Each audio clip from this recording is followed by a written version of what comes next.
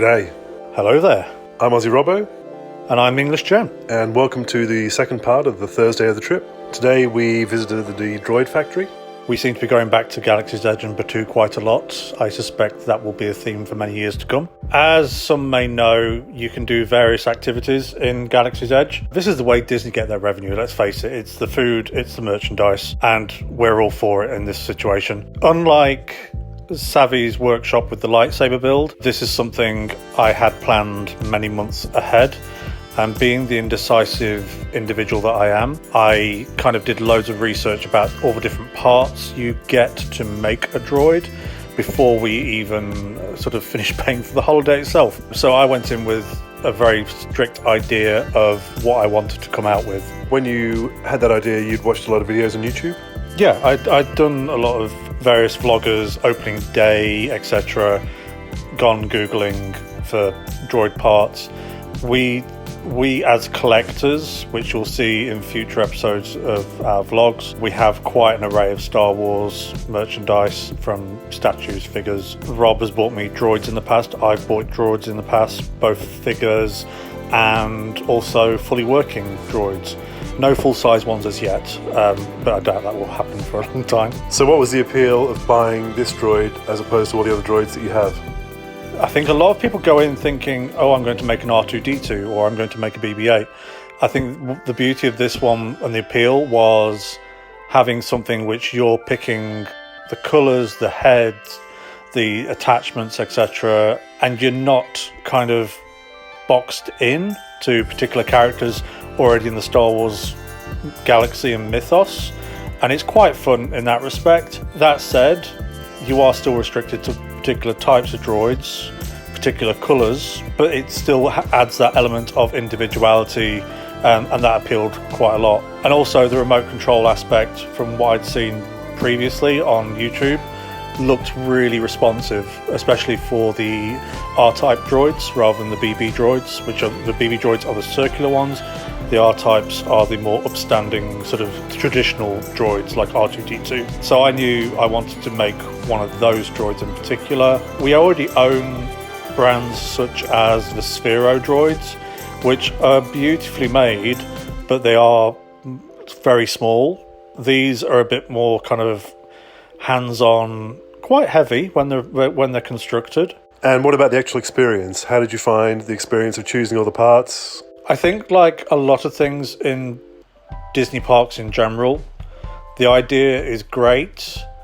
However, because they're trying to get as many people through the doors as possible, and understandably, it can feel very rushed. So once you go, for us, we had one of the reservation slots. We'd had that booked for a number of months.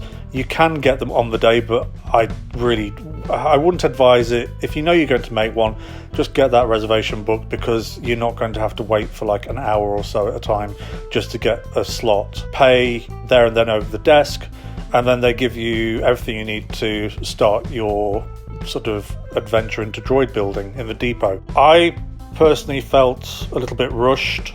I think it's a bit frantic, a bit rushed. It's over and done quite quickly. It is a very quick experience. I think the actual time that you took from start to finish was about 8 minutes. Maybe because I knew what I wanted. I think if I was going to do it again, and let's face it, I'm probably going to do it again, I would be a bit more free and easy and go for more random colours and parts, and maybe spend a bit more time in that conveyor belt area, picking bits and bobs, trying things out. But for this being my first one, and for spending quite a bit of money, I wanted it to be exactly what I wanted. So I kind of went in there with that particular idea in my head. I even had photos on my phone of what the end product would look like. So you get your parts, the head, the body, the legs, including the middle leg as well. You take it up to one of the Droid Depot assistants behind the desk, and that's really nice. I really like that whole sort of build area. They've made it as interactive as possible for such a small space for you to be working in. You get the screwdriver, which comes down in a very kind of, it feels like you're working in a garage kind of way. It's got like the sort of the cables and the pipes, and it's fully functioning screwdriver. And then you've also got lights and diagrams and There's wear and tear in the environment.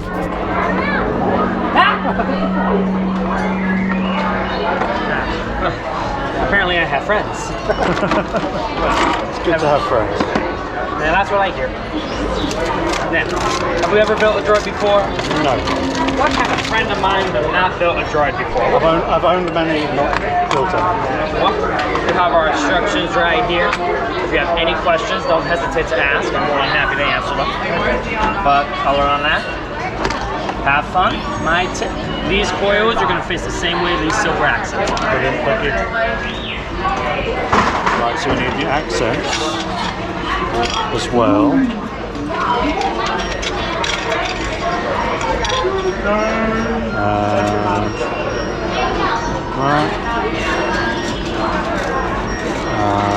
Right. Okay, let's get them built. Ooh, drill, okay.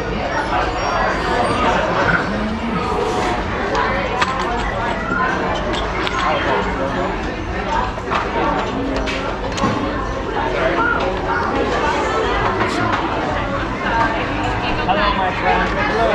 Have you ever built a droid before? No. How many opportunities do we have? So sad. What kind of assistance do you need? A good one, because we're building one now. That's a good answer. Yeah, actually. We have all these instructions, right? Alright. If any of you have any questions, I'm more than happy to answer. The best way to get my attention is to hit your text button. I mean, or you could yell at me, but I'm very fast. Okay.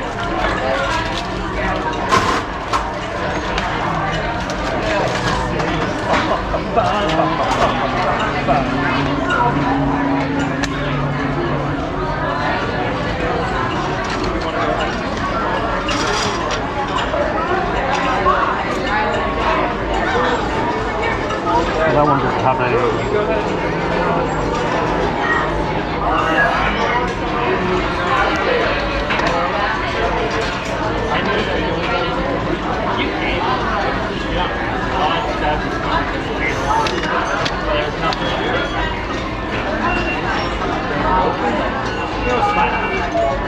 And then it makes it look like, oh, more.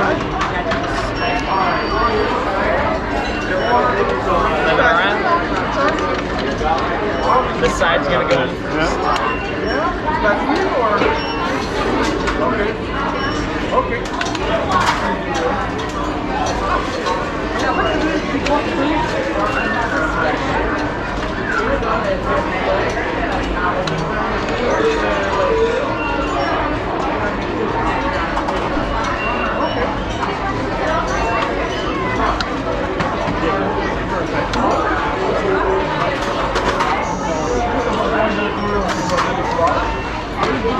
Ah, it's a very good looking droid. Do you have a name for it?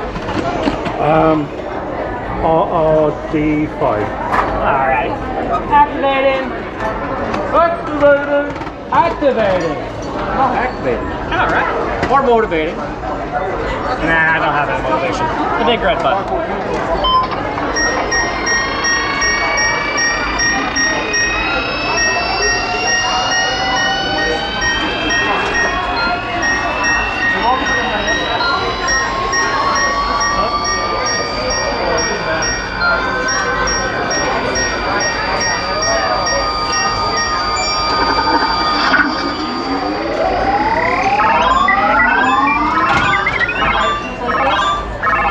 We love a happy new droid. The best way for it to get around. Legs go back, back feet go forward, front foot goes back. You have your standard controller, forward, backwards, left, right, head turn. This button will make them top, and this will activate additional accessories. You're welcome to test it out.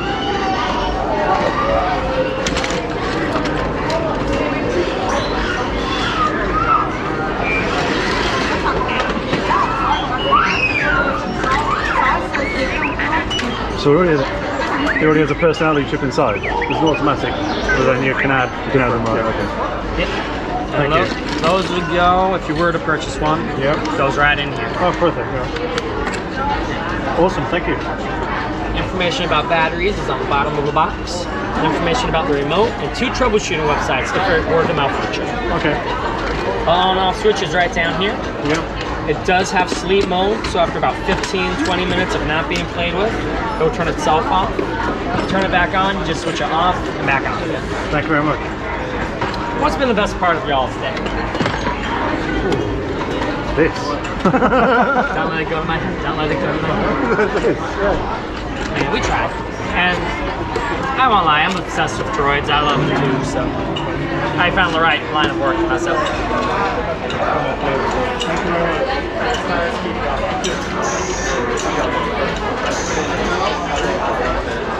We came up with the name very early on, and then you also get some finer details, so things like the panels. You can actually choose the panels. So I chose some different panels which I believe were black, so I like the whole black on white motif, and I'd also got a black sort of head section as well, so I was going for very much like a black and white all over sort of finish. But yeah, the assistants make it, actually I would probably say the assistants are the ones that make it a little bit more rewarding. And it wasn't quite as, obviously I didn't have as much panic as I did with the lightsaber build, which went horribly wrong halfway through, and that ended up sort of kind of ruining that experience. This was very much at my own pace once I got to the building part. But once you're done, that's it, it's set to go. Well, there's not a lot of variety in terms of the build. You literally just have a set way you have to put it together, and that's it. Yeah, there's. I think I get why they've only got 2 types of droids at the moment.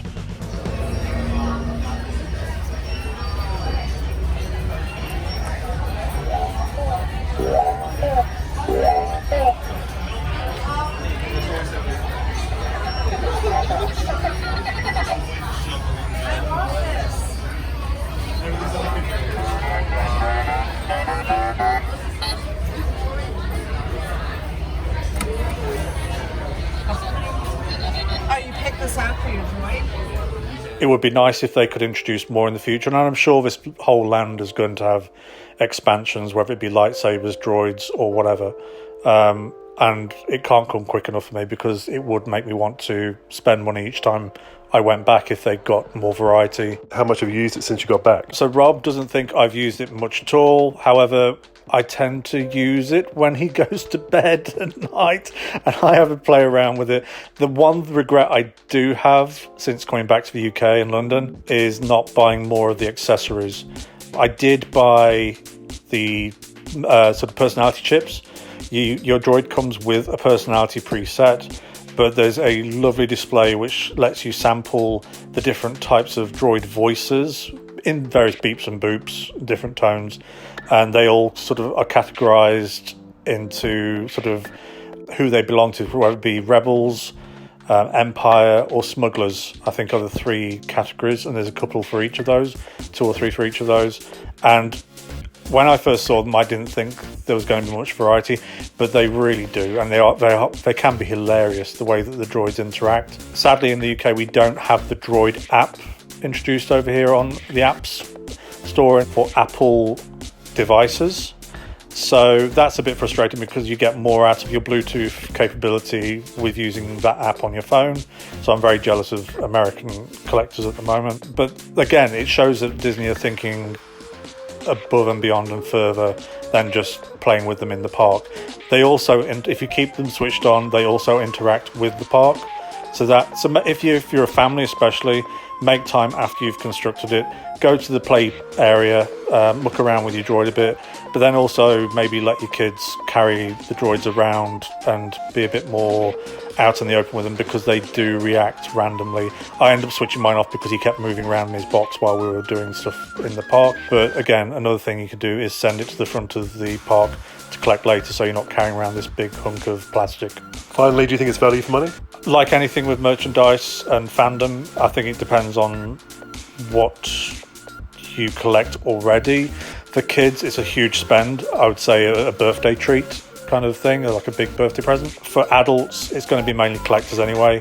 It's like the lightsabers. You're not casually just dropping this money. You kind of, you know what you like already, or you're in the holiday mood and you just want a keepsake.